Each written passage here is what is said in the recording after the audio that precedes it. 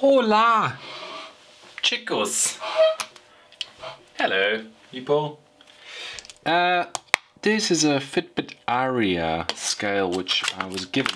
It used to work and then one day it just didn't anymore. So I opened it up and it turns out one of these wires had come off the battery terminal, so it wasn't really giving it enough power. Somehow two sets going into here, and then when it was fixed it just kept on giving an error every time I try to do the calculation. I presume there's some kind of chip in here which it senses, and then it uploads, well then it says thinking, and then it used to say done, and it used to tell who the person was based on their previous weight and their body fat percentage, and now it stopped doing that. And I wrote to Fitbit and they said, sorry, out of warranty, doesn't matter, throw it away. Here's a small discount coupon. So I decided to not do that because I don't really care. But I didn't want to throw away the scale because I thought these weight sensors or force sensors are pretty interesting. So what I have planned to do instead is reuse the weight sensors, and I bought this little module here, which is a load cell amplifier HX711, and you connect these 50 kilogram load sensors to it, and then you can talk to an Arduino. And since I have tons of these little, what they call D1 minis, these little guys here, they cost next to nothing. They are also Wi-Fi enabled, so I would be able to upload my weight to MyFitnessPal or some other service. MyFitnessPal doesn't currently offer the API, but I think I will figure that out when I get to that stage. So I think what I'm going to do, I'm going to use one of these old school LCD panels here, and then laser cut something which will go in here to make this look better, so that this covers the hole nicely, because currently it will just be one solid bar. Maybe I will buy an OLED display to just nicely go inside here and then just fill it in. I think that's a good idea, but for now, because the original one's big, as you can see here, my other thought was to actually reuse this thing here, but if I look at the amount of wires, that must be a custom driver chip for this. Yeah, there it is. You can see all the traces there. So that's not going to be as easy as I'd like. So I think instead what I will do is simply buy a nice big OLED panel. They don't cost much now. Put it into here, and then upload the weight. For now, what I'm going to do is hook up these wires here. These load cells are pretty simple to use. They are basically a Wheatstone bridge, and they normally have 4 wires if you want a simple one, but these particular ones have only 3 wires, and therefore you can connect them in a big ring, and there's basically 3 resistance values or 2 resistors of 1K. So depending on where you measure, you will get across all 3. There's 1K. There's another 1K. So by that logic, between these two, black and white, should be 2K. There you go, about 2K. So that's between the two of them. And then you make a ring, and then you provide a voltage across them, and off you go. You have something to feed into the HX711 amplifier, which you can then pass the signal onto an Arduino so that you can actually read it, because the difference in weight is nothing when you push on these. You can't measure it with a normal multimeter, it's way too small. So that's why I need an amplifier. So let's do that now, the soldering.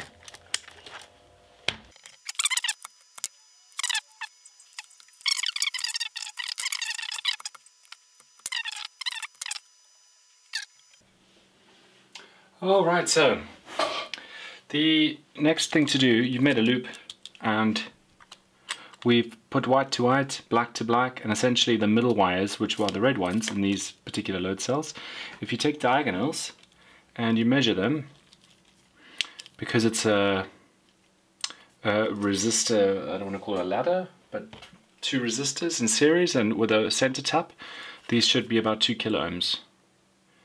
There you go, perfect. And this one and this one should also be 2 kilo ohms. There you go, cool. Okay, so once you've got that sorted out, what you want to do is you take your load cell, and this is just a SparkFun generic HX711, and 2 of the diagonals, so one set, are power, and the other set is the one to take measurements. And on the back here we have E+, E-, A+, and A-. And if you judge by the fact that this wire keeps breaking when I try and strip it, you can see why the scale isn't very good and why people complain about it. I mean, every time I try and strip some wire, it just tears, and that's really frustrating. But what we're doing now is just doing a bit of cleanup, and then we can move on with connecting up the load cell sensor to this. So let me quickly do that, and then we are ready to proceed to the next step.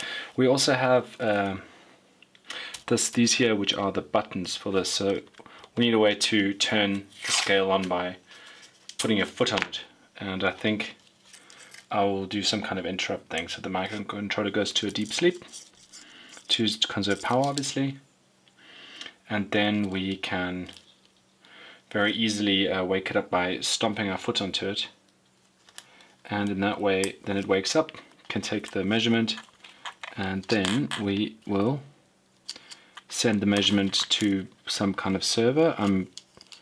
I don't know yet what that's going to be, some ESP home or whatever, I don't know, and then we can take our reading and then turn the scale off again and display the weight obviously on the display here. I've ordered some OLED displays. They'll take a couple of, I guess, some weeks to get here, but in the meantime we can do normal stuff. These wires here, by the way, these over here, those ones are the body weight sensors, the body fat sensors. Actually, maybe no, they are. Those are the body fat sensors. I don't know if I'll use those. I guess what I can do is well, let me just take a little measurement here, see what comes out of that. Over here. What's that? Must be some kind of resistance through there.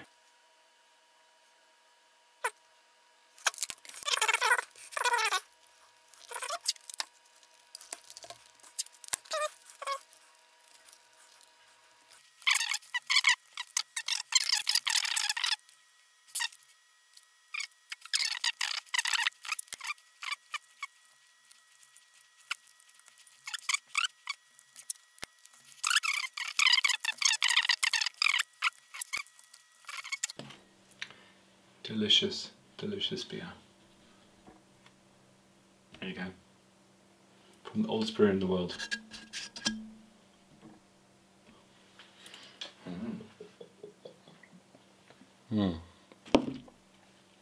Excellent. In this next series of clips that you're going to see, I desolder some MOSFETs, and I want to use them because MOSFETs are much more effective at cutting off completely with a voltage controlled circuit instead of a current controlled circuit. The display that I wanted to use originally was very flaky. I mean, that's what happens when you buy really cheap displays from Banggood or AliExpress or whatever, and it never really turned off. In hindsight, it would have worked because of my end use of a circuit that completely shut the power off to everything and was turned on, was activated with the little push button switch on the 1.4 sensor. But in the end I just included this because it's interesting that you can just take an old piece of hardware that's basically throwaway stuff and you can get some very valuable components from it that you can end up using. So that's what this is here. Alright, so I used the BJT for trying to control the display. So the problem is that it doesn't actually turn off the display when it's when you put it into sleep mode. The display, the 5V doesn't get turned off from the microcontroller, so it stays on. So what I'm going to do is use a pin to control I wanted to use a transistor, but it doesn't actually work. It doesn't turn off completely. There must be leakage, or actually, moreover, I think these pins still give it power somehow. So what I'm going to do is I'm going to cut off the 5V using a MOSFET. I didn't have a MOSFET, so as you saw previously, I recovered it from an old computer. So I'm going to just, there it is there, it's a tiny little thing, but it doesn't need to be very big. And there's a circuit which I can use. I just got one from the internet. This is to pull the gate down to ground so that it doesn't conduct when it's not supposed to, and there's the logic level which will control it, of course, and there is where you would put the load, your load being the circuit, being the screen. So the +5 will go into the screen, and then the ground will go through the MOSFET to ground, so the ground won't be connected to the screen normally. So let's do that now.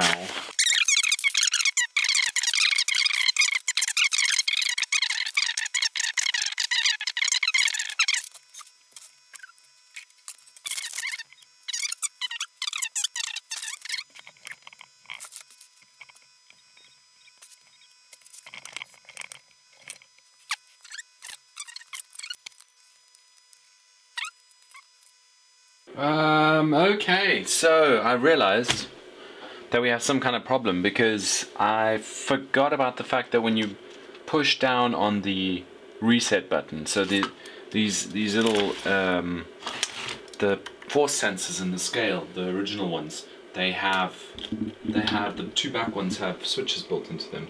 These ones here, that when you push down, it obviously turns on the scale, sends a signal, and the way the D1 Mini or the Arduino works is that it needs a negative signal it needs the reset pin to be pulled low. That's when it resets. And then, but the problem is when you're standing on the scale, of course the reset pin will always be 0, and if you don't take your weight back off, it will never get out of trying to reset.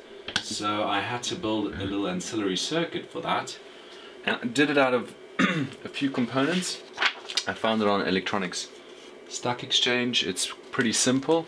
Here's the input, so that's plus. So I've set it to 3.3 volts here.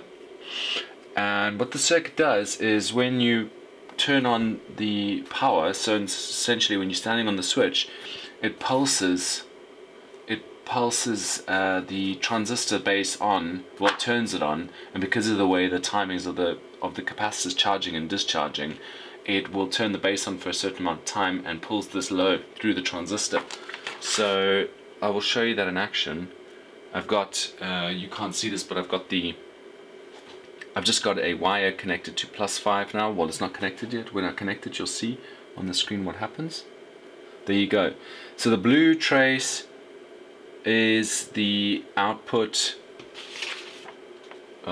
essentially the input over here, measuring this here, so the base, that's the base spike, and when the base comes up and starts conducting, then the transistor is pulled low, and that's what I need. I need it to be pulled low to reset, not pulled high, and here it just overshoots, but that doesn't really matter. Wow, this thing's dirty. Oh my goodness.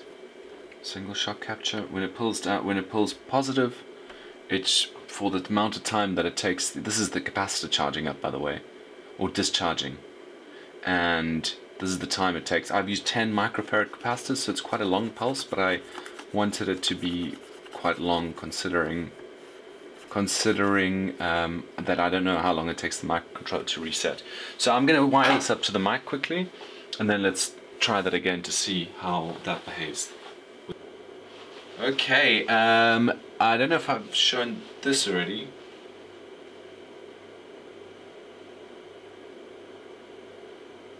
But I've decided to use this display in lieu of the other one because this is just rubbish. It needed too many pins and it wasn't reliable and I wasn't getting it working. So I think this will fit better inside this little window here where the old one used to be. So this thing's going to go to sleep now. And then it's going to be in deep sleep mode. Right now it's using a couple of milliamps, and now it's off. It should be using very little. So now I'm going to push and hold this down, and you see our circuit triggers. Well, I see on the oscilloscope. And there you go, even though I'm holding it down, the reset line has been broken and the microcontroller... Oh, okay, we're back. So I've pretty much cleaned up all the stuff. Prepared it for packaging, let's say, for fitting inside here. I'm still having some issues with the power draw. I need to get it as low as possible, and currently I am struggling with somehow this little D1 Mini is just pulling some power. And the funny thing is about it is that I thought it was broken, but it's just my Wi-Fi is crap here in the basement, and it just kept trying to establish the signal, or a connection at least. So what I'm doing now is I'm gonna fix this so that this can go into its little final holder here where the display will be. I'm gonna laser cut a cutout that this thing can fall into and will be perfectly inside there so that it looks good. And I'm gonna directly connect the MOSFET to this thing. The MOSFET will turn it off and on as needed. Okay, so this is part... Hello. Okay, so this is part of the greater scale, electronic scale project, and I have been struggling with the fact that I want a circuit to last a long time on battery, and I was messing with sleep modes and all these kind of things with the ESP. And what I have in the scale is a switch on the two back feet. They are built into the feet themselves, that when you push them, that the scale turns on, and then you can stand on it and it does the measurements, and then it does all its connecting to the internet, whatever it has to do.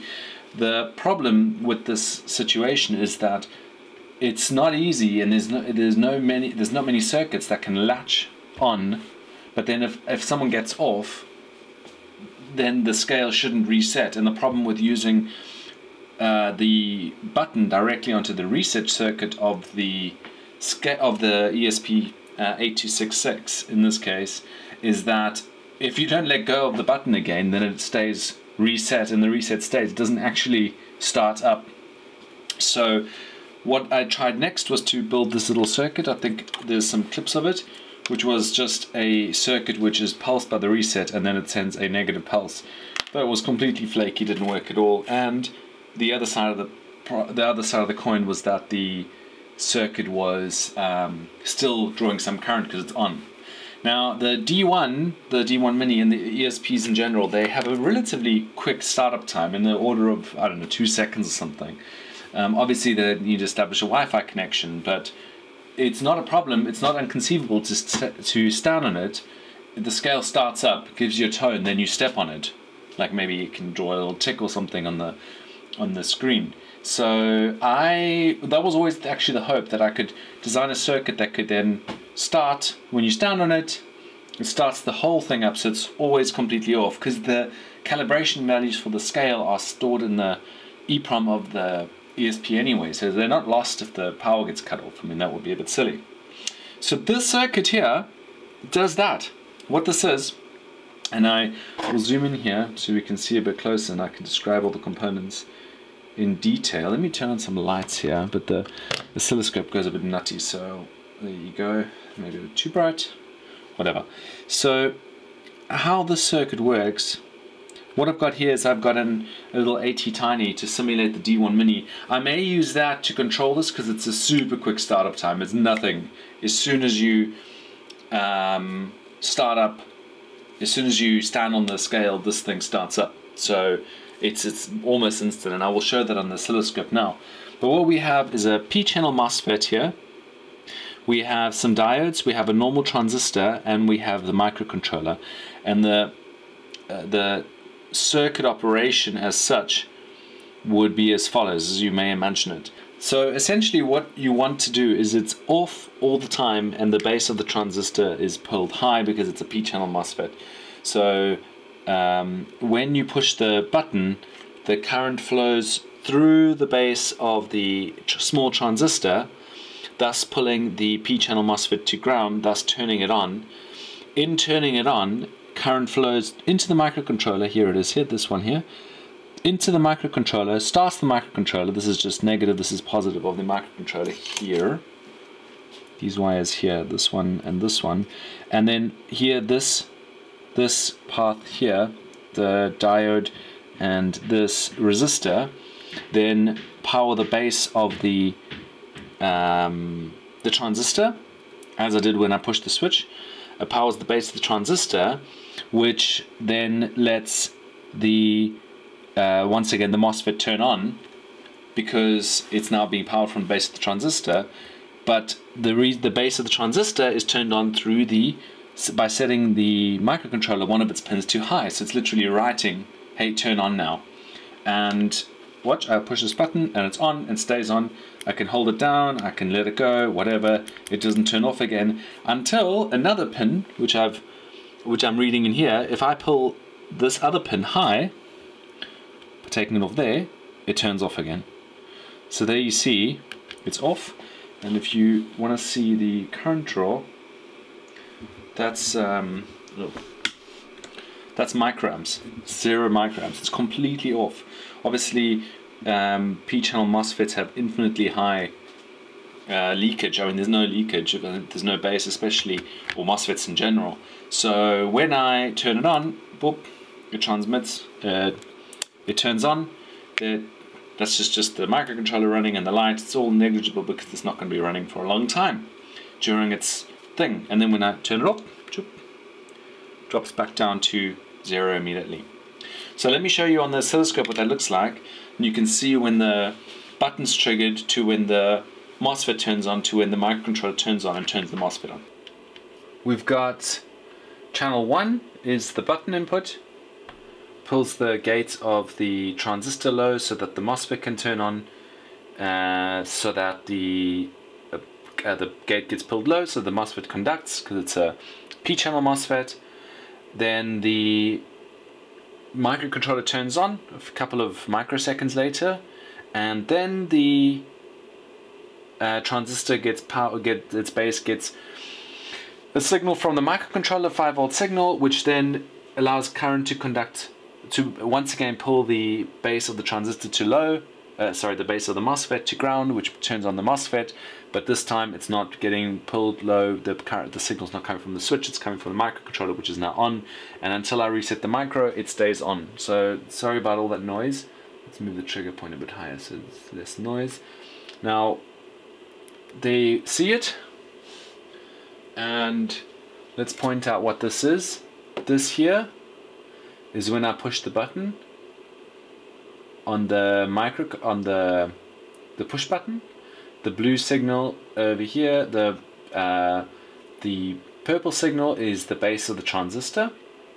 It's off until here so here's where it gets pushed, and a couple of microseconds, this is 50 microseconds per division, so it's 50, 100, 150, 200, 200, 250, 300, 350 microseconds later, the microcontroller turns on, sends a high signal to the base of the transistor, and here you see the purple is the base being switched on. So there you have it. I'm going to put this onto a small circuit board, and then it's going to go into the scale, and then the scale will finally be assembled and will be ready to be the final coding to be done, and then I can actually use it.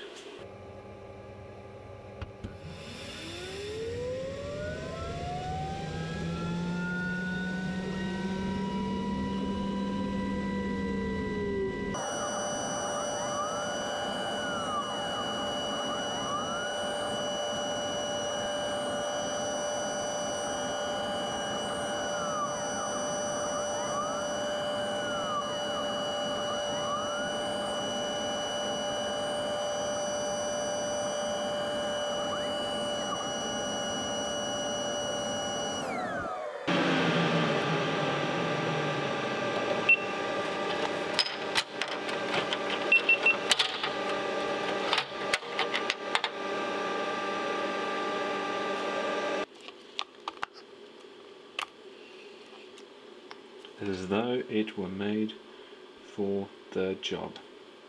Let me clean that up a bit, and then we can fix that in permanently.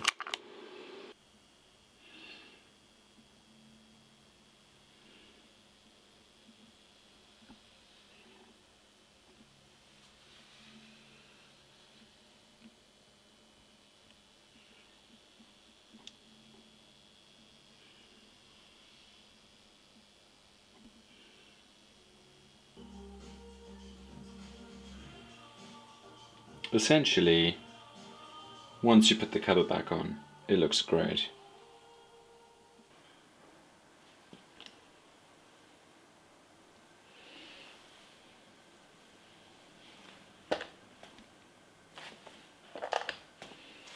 Now we wait. Final software. We wait, it's booting up, you step on, senses that there's something happening.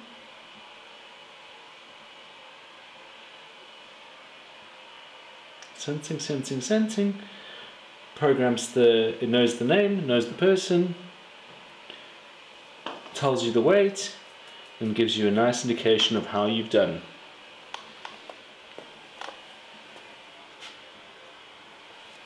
Beautiful.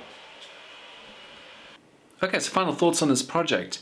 I'm pretty happy how it turned out. I'm surprised how versatile those D1 minis are, and considering how cheap they are. I'm glad I didn't throw the scale away. I think it looks great, and the power consumption is negligible because, well, it's not negligible, but when it's doing the uploading part and sensing, of course, it's using power. But what I realized is that I didn't need to use the extra microcontroller in that power sensing switch. The D1 Mini switches on very quickly, and then it does the connection to the Wi-Fi, and then it does the connection to the, then it uploads to the Google spreadsheet. It reads the stored data from the EEPROM. That's how it knows who the person is standing on the scale. It just compares on a small range between plus and minus 4 kilograms of the last value it's saved, and then if the weight value falls between that, then it will say, well, that's me in this case. And then that's how it also gives you the smiley face or the sad face, depending on the last reading that you took.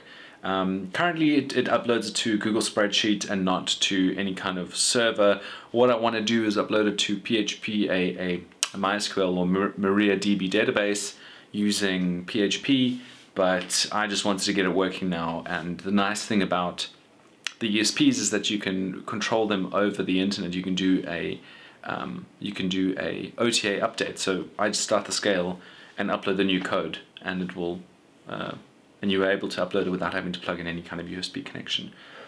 So I'm pretty happy with this project. I hope you enjoyed the video. Thanks for watching.